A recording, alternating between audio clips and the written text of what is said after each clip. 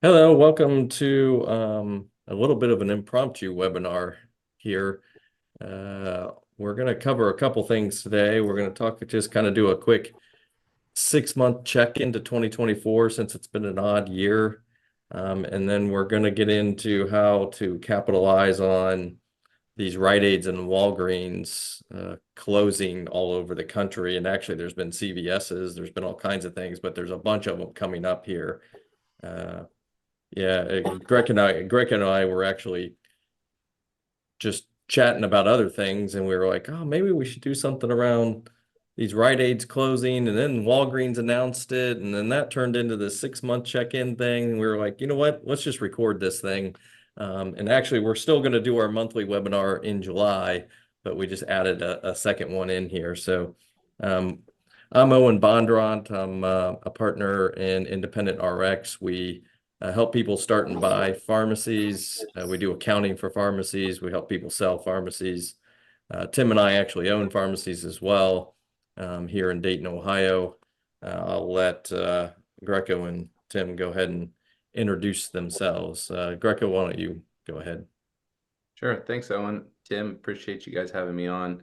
I'm Greco de Valencia. I'm the Senior Loan Officer and Vice President of the Pharmacy Vertical at Live Oak Bank. And what we do is we help finance projects for independent pharmacies. And we do so across the nation in a number of different types of projects, ranging from acquisitions to commercial real estate, working capital, and expansions, which I know we're going to touch on quite a bit today. And excited to be here. And yeah, Owen, it's been a while, a couple of weeks here. So Yeah, it has been. Yeah, thanks, Greco. Tim? Hi, I'm Tim Clark. I'm a third generation pharmacist, and I've owned about 30 retail community pharmacies in Ohio, Illinois, and Missouri over the last 25 years. And I currently um, partner with Owen. We own a long-term care pharmacy and a compounding pharmacy here in Ohio, and then also partner with Owen in Independent Arcs Consulting, where, like he said, we help people buy, start, sell, do accounting, bookkeeping, data analytics for about like 130 community pharmacies across the United States. And probably, these things that we see going on with Walgreens and Rite Aid and CVS of, I don't know if you want to call it a consolidation, Greco, but um, is there a better word for it?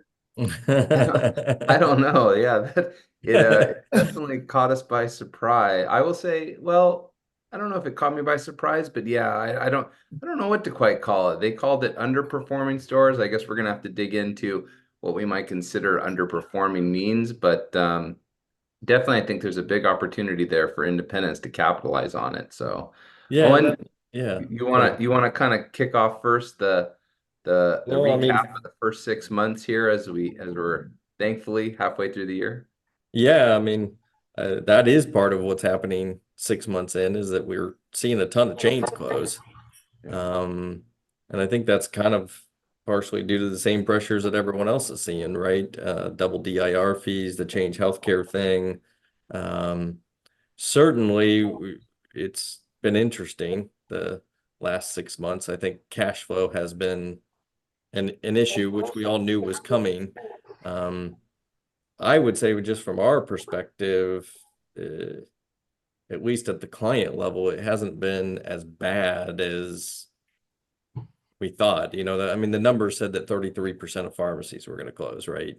And I mean, we certainly have not seen that. And Yeah, I don't the think I've seen the that either. size of the DIR fee, the double, hasn't been as big as like some of the predictors from what we've seen. So though cash flow has been neutral or in some cases negative due to the double DIR fee, I think people were prepared for it. It wasn't as bad as they thought. And we are seeing now in May and June, I mean, Tim and I can see this just in our own pharmacies, like the cash flow is certainly coming back. Um, and so, I think we're through it. And so if you got through it, I mean, now we're starting to see opportunities. And I don't know about you, Greco. I mean, from a just activity and acquisitions and selling, I mean, I don't feel like it's slowed down. I mean, I don't know what you're seeing. Yeah, so I mean, the hard work that everybody did to prepare for the double DIRs, I think did pay off. I And agree. while it got a little tight there for everybody, now that we're pretty much, I would say, 90 to 95% past it, the impact that we've been seeing for the most part are just the overall lower reimbursements that have started in 2024. So I think people are starting to adjust for that, and specifically in one particular plan, one particular Yep. PBM. So I do think people are starting to adjust for that. But thankfully now we are just back to, I don't want to say normal, but at least with the fact that the DIR fees are being taken out of the point of sale. With regards to the activity, we have absolutely seen a pickup of activity. People wanting to and have interest in purchasing, be it their first store or a lot of multi-store owners obviously stepping in buying their second, third, fourth, fifth, and up. So that activity has not stopped. I will say that some of the questions and perhaps the speed of the transactions may be drawn out a little more, given that people are wanting to see now 6 months in, what are the revenues looking like, and just doing a little bit more due diligence in those questions, and we can dig around what that might look like. Yeah, are you seeing, I mean, we certainly are seeing one of two things. Those multi-store owners are either wanting to buy something that's a hybrid or has other services to it, or they see, a high volume store that they have implemented services over here and they want to do the same thing here.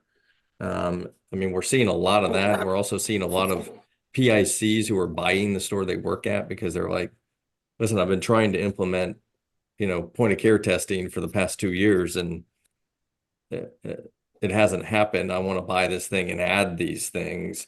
And that's the overall uh, message that I'm hearing. I think a lot of that comes out with the DIR fees because the more of that other stuff you were doing, the less impact you had with the DIRs.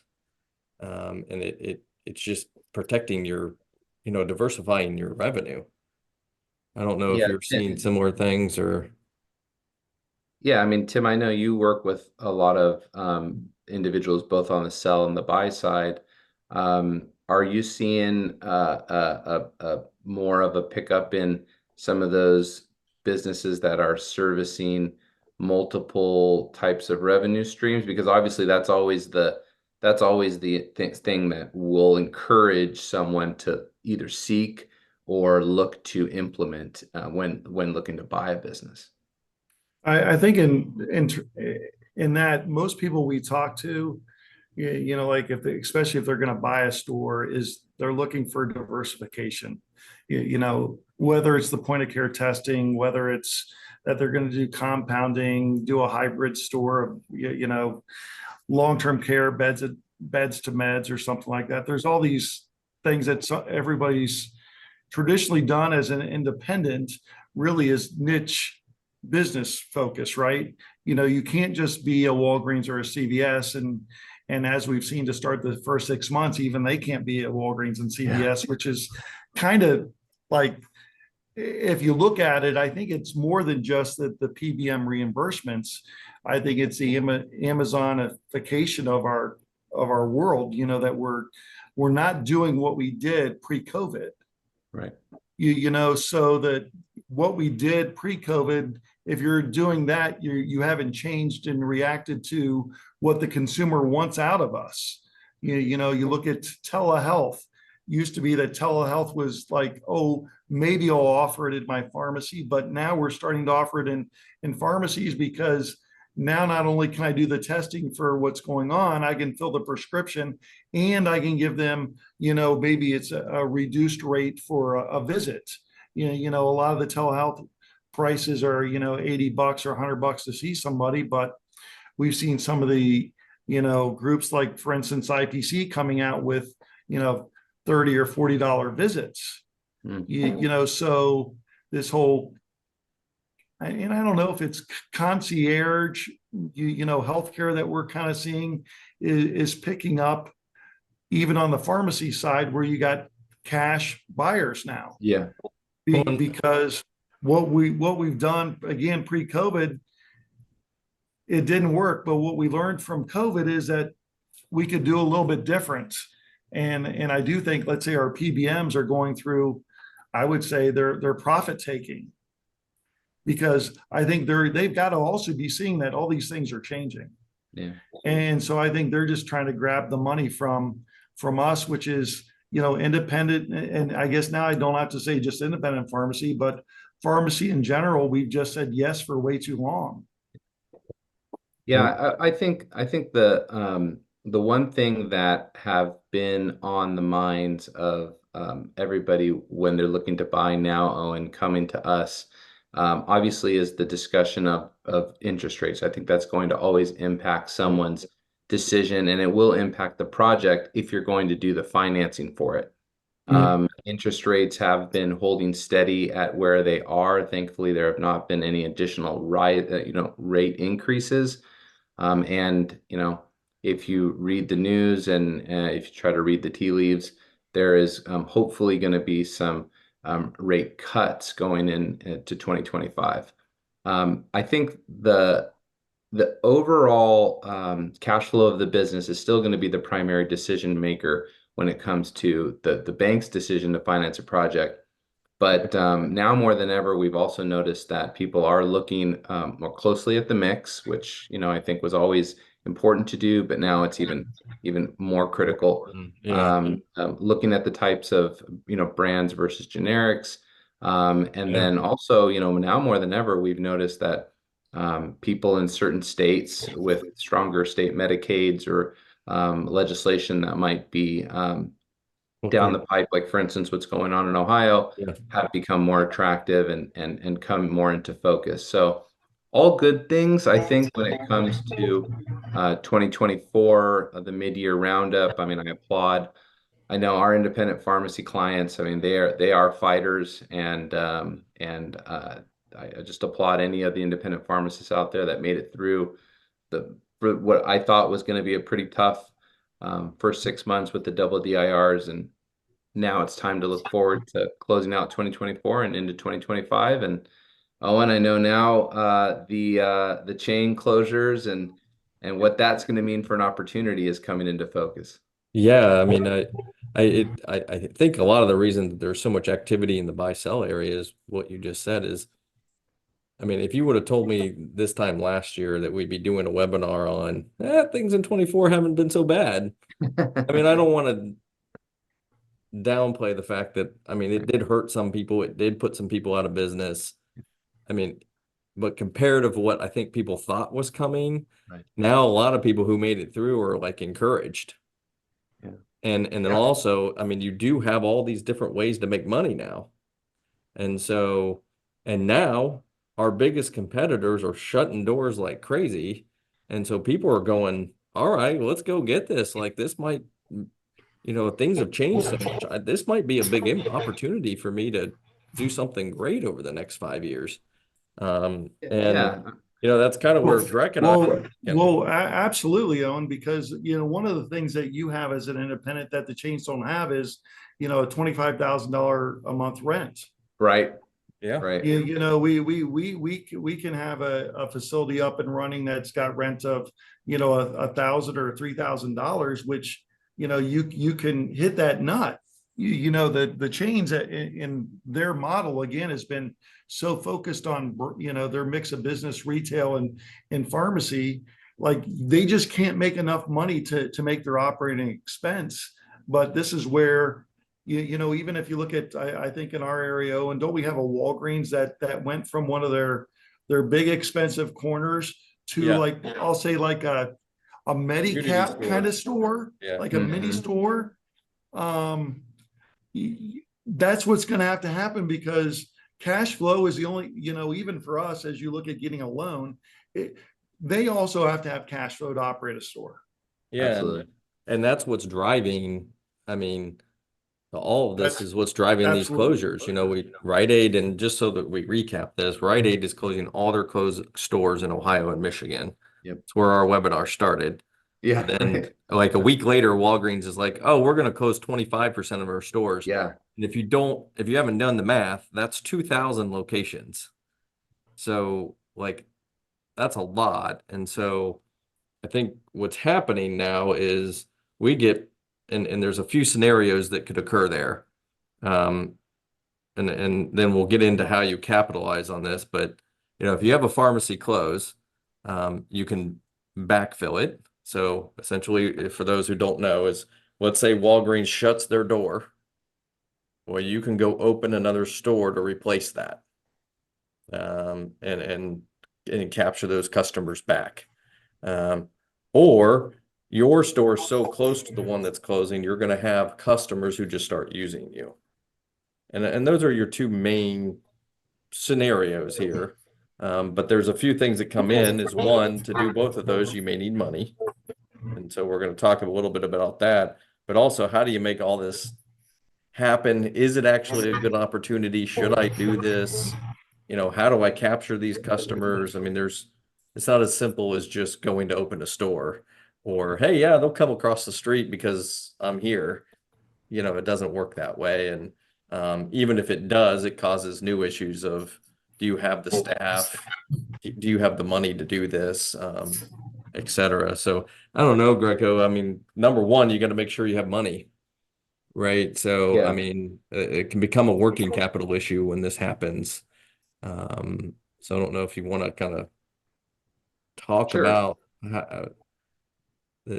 how that all works, because there's actually some interesting ways to do that now. Yeah. Yeah. So, you know, I think so. Let's start maybe perhaps first with the idea of a backfill, or as many banks will look at it as an expansion. So let's say that are an owner of one or two stores. You've been established for a year to 2 years or greater, and you have some established track record with volume, and can service, if you have any debt, you can service the debt on your existing business.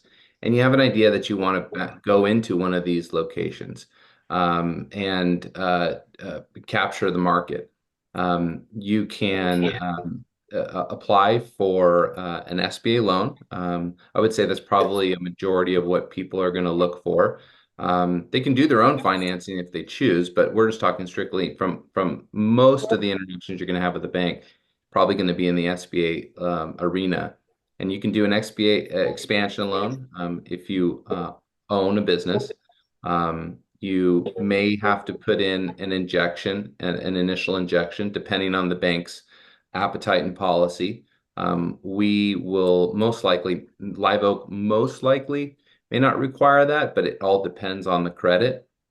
And you can apply essentially for, a working capital loan, a capitalization of the new entity's balance sheet to be able to get up and running, which means that you can have financing for inventory, furnitures and fixtures, and then the overall working capital that you might need. And that for that type of project, in my personal opinion, can range anywhere between 500,000 to 750,000, depending on some factors. Like Tim was saying, what is the average rent cost, labor, but then more importantly, how many prescriptions do you think are going to be there? And there's some really interesting analysis that can be provided to people from the wholesalers. They have a lot of market insight to how many prescriptions are there. And also, we've seen a lot of people leveraging the relationships that they have with some of the staff at the closing chains to get that insight about how many scripts they're filling.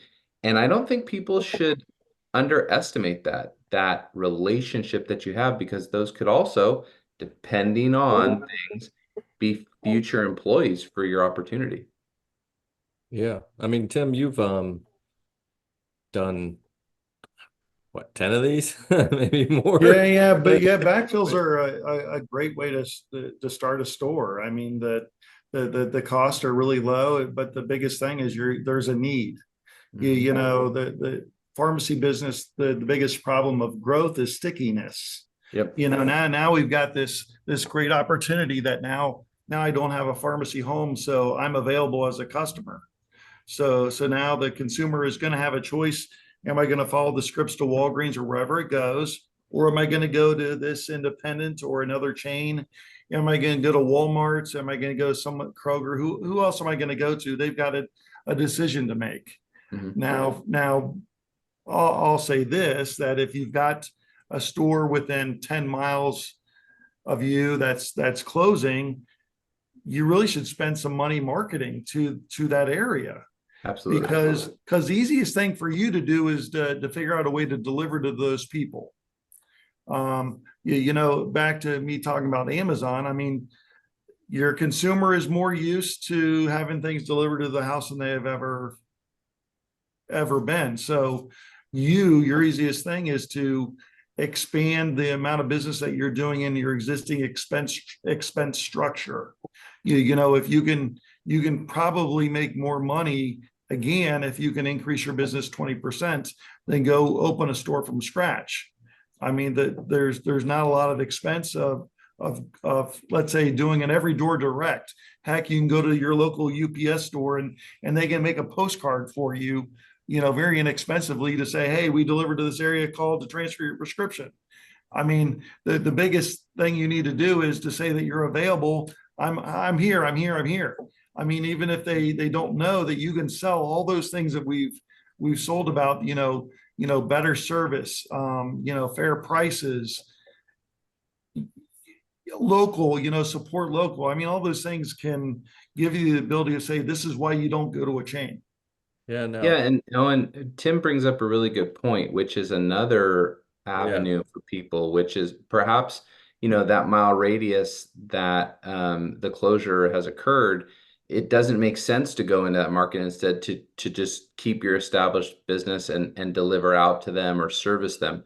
And that's where, you know, there might be a need for a working capital loan that is much smaller than the traditional expansion or startup need. And that might range from as low as $50,000 to as high as $350,000.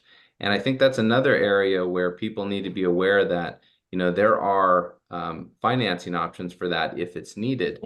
Obviously, you've got lines of credit, you've got some great options in the SBA small loan arena, which are traditionally loans below $500,000,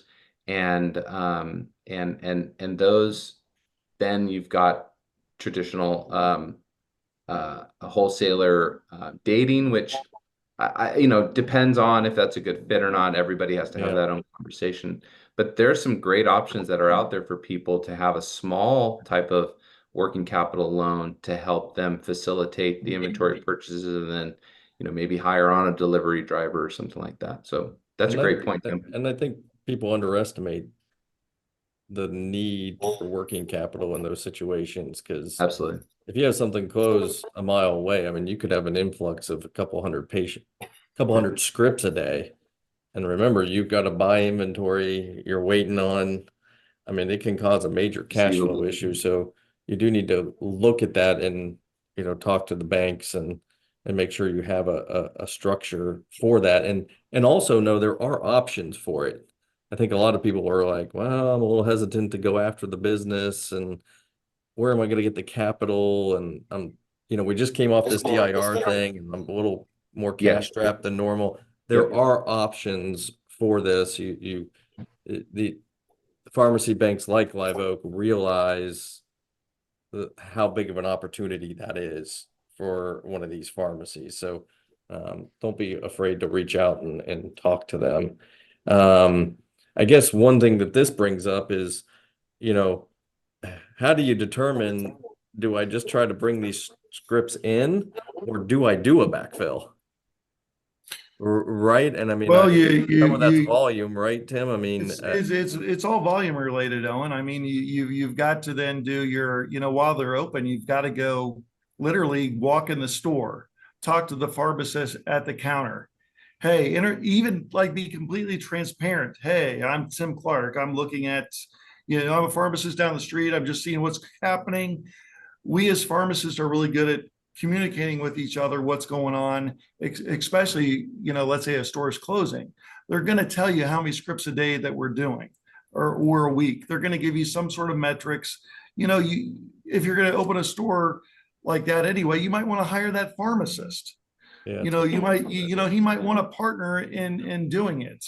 In my success, I'd say it's always been the technicians. Go hire the technicians if you're going to go do a backfill, because they already have the relationships with the Marys and the Mollys and the Bobs. So if you're going to do that, the first thing I tell you to do is go do your homework. Yeah. And the volume Yeah, has to be there, right? I mean, the store can't fill 100 a day. No. I mean, You it needs got to to have have a some store volume. doing. You got to have a store again that's doing 200 a day. I mean, that's like, because you're not going to get 200. Yeah. right. And It's going to take you 3 months, 6 months to open the store. and then also, I mean, your experience, right, has been faster the better, right? I mean, get that Oh, thing absolutely. open. I mean, sometimes we were getting them open in what, 45 days? We were very quick. I mean, we opened stores several times when Rite Aid or Walgreens was purchasing the independent. Like the So day they they say purchased them. that day they closed the Rite Aid, or excuse me, they closed the independent, and let's say a Rite Aid bought them, we would open a store basically the same day, because it takes them time to go buy something too or close something. So if you can work hard, but again, if Yeah, you like got, I think it's Rite the Aid's biggest releasing dates, I think. So you can even know what day it is. So, right. But that's again, where, like you go talk to those stores that you're thinking about backfilling, even if you're just trying to gain the business. Like let's say I've got a store within 3 miles or a mile from that store that's closing, you need to go talk to that staff. yeah, Because what'll happen now is like, they may refer people to you now, and you might start getting transfers because, oh, you're willing to take care of this person. These chain pharmacists are just like us. They don't want to go through this cell. They want to take care of their patient. And if you're going in there showing that you're a real person, you got a chance.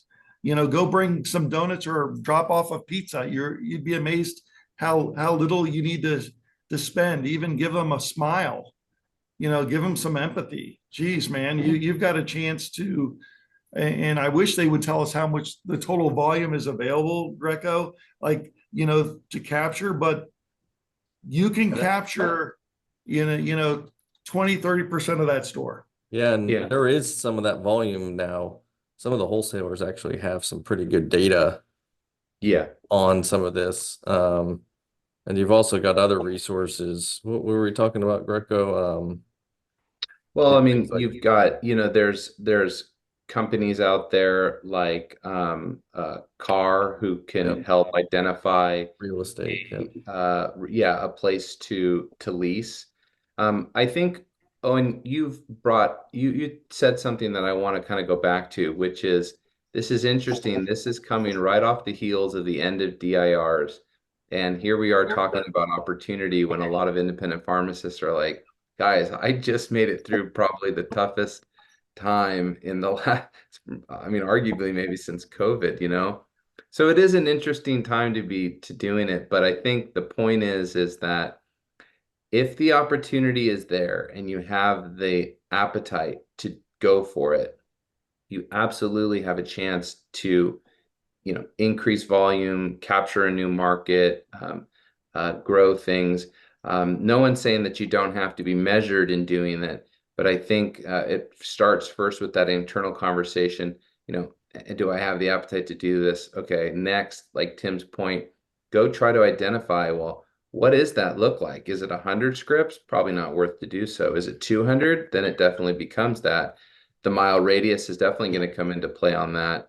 Leverage the tools that you might have, your wholesaler, your relationships with the community and those other staff members, perhaps. have empathy with them. I agree with Tim there. These are people who are now, not going to be employed. So I think we Yeah. do have to have a tremendous amount of empathy for that. But and then the final piece is understanding what kind of capital requirements might be needed in the financing place. And we're here to talk to people about those types of things and give them the guidance that are there.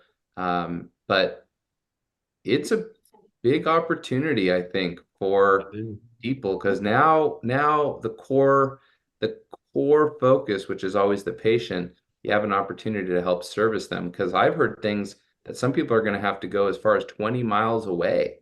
Yeah. And I just don't know many people that are going to want to do that. They're not. They're going to go to you. And I mean, frankly, Greco, that was a great summary.